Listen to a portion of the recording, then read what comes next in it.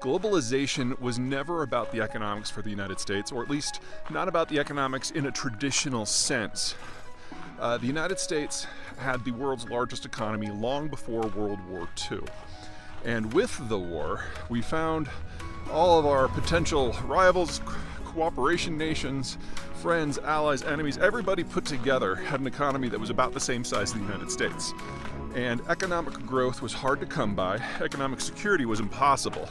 And a big part of what led to that was competition over resources, over lands, over security, basically all of the things that have colored human history since the beginning.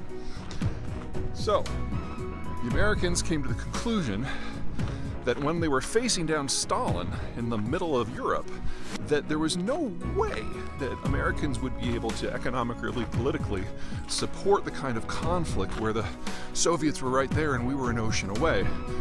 Especially when we'd be fighting on the territory of countries that had been absolutely devastated.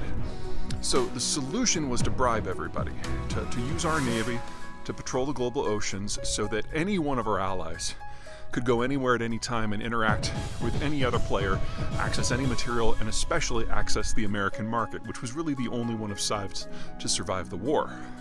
The catch was you had to let the Americans write your security policies. And so never forget that from the very beginning, the very concept of globalization for the United States was never about economics or trade. It was about security. We pay you to be on our side. And that worked. And after 45 years, the Cold War ended because the Soviet system could not compete, because the Americans not only held the security upper hand, but had created this alliance of economies that were massively larger. Because by the time we got to the 1980s, Korea, which had been the world's 5th poorest country in per capita terms, actually surpassed that of the Soviet Union. So there was just no long-term competition to be had. Now, that was 35 years ago. And since then, the world has changed. We've entered into a hyperglobalization era where any number of other players have come into the global system and participated under the rules the US set up. And this means it's not just the West and it's not just the Asian protectorates, but it's Southeast Asia.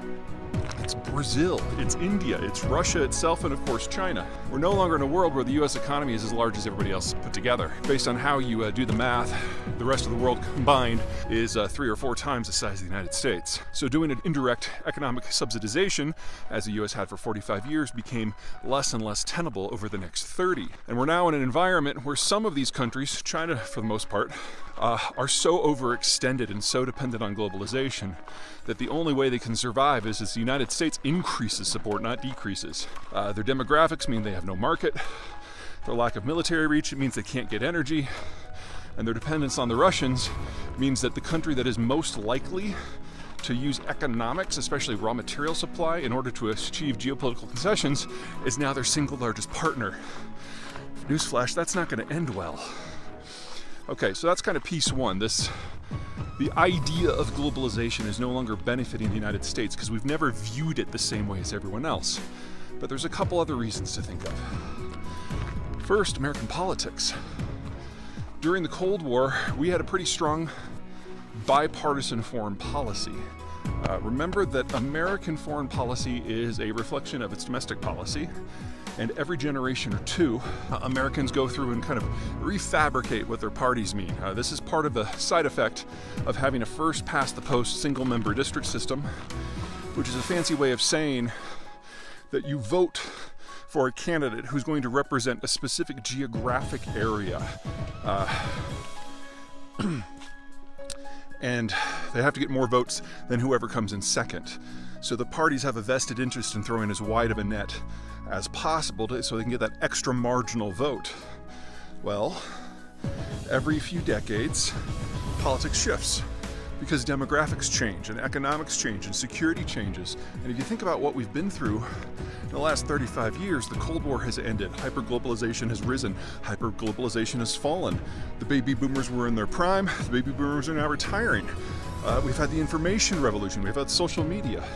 Of course we're going to handle our politics different. And when you do that, the factions that make up the parties move around. Remember, big net, big big tent parties. That means they've got lots of factions that are always struggling for dominance and influence. When politics shifts, those factional alliances don't make sense anymore, and so they have to evolve. And the politics don't just rise and fall within the big tent party, they fall out, they shift sides.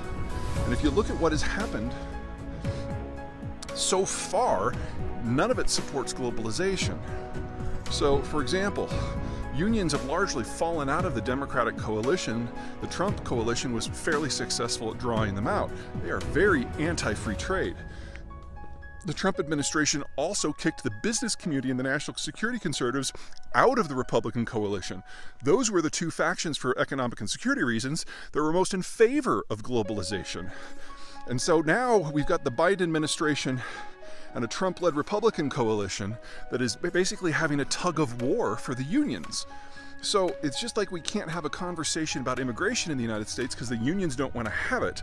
No one in Washington wants to talk about globalization in a positive light because the unions are at stake in terms of which political alignment they're going to take. And the two groups that used to like globalization, national security and business conservatives, they're not even part of the room anymore. But probably the biggest reason is the third one, and that's demographics. When you urbanize and industrialize, and for most of the world they didn't start that in earnest until 1945, or in the case of the developing world until 1992, you move off the farm, you move into the town, and instead of working on a subsistence agricultural system, you now are getting a services, a manufacturing, or an industrial job. And that means you are living in condos or single-family homes or townhomes that are crammed together. And in that sort of environment, kids go from being free labor to just being expensive headaches, and you have fewer of them. Well, for the rich world, these transitions started 75 years ago. For the developing world, they started 40 years ago. You play that forward, and the world is literally running out of people aged 20 and under, and has for 20 years now, which means now most of the world is running out of people 40 and under. Well, the whole idea of trade, the whole idea of globalization is someone has to buy this stuff.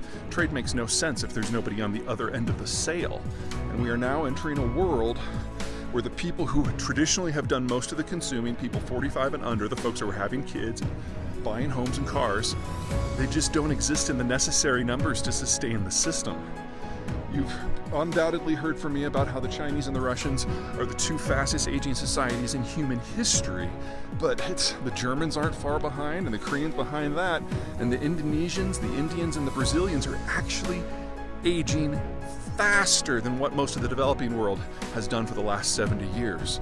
And you only have to fast forward to about 2040, 2045, before the average American is younger than the average Brazilian, and 10 years after that, younger than the average Indian, Indonesian, or Mexican. So we no longer have the security parameters to make this work because the Americans aren't interested.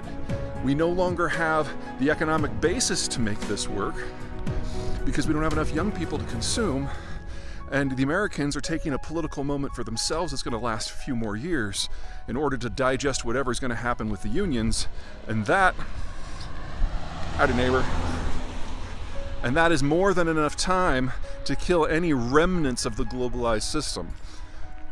What would need to happen if the United States really wanted to get back in this game is some sort of security scare that scares us more than the rest of the world, where we feel we need to pay for a new alliance. The Ukraine war is not that. If you look at what the Biden administration has done, all the deals that are on the table are on security. There's not a single guns for butter trade. In fact, every single trade war, every single tariff that the Trump administration put into place, the Biden administration has doubled and tripled down on, except for one. There has been a deal over aerospace with the Europeans, but that's it.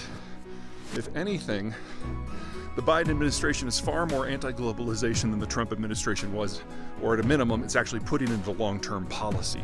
So even if the next president happens to be a strong globalist, they're going to have to unwind 8 years of anti-globalization sentiment that is now hardwired into American policy, and another 8 years under Obama.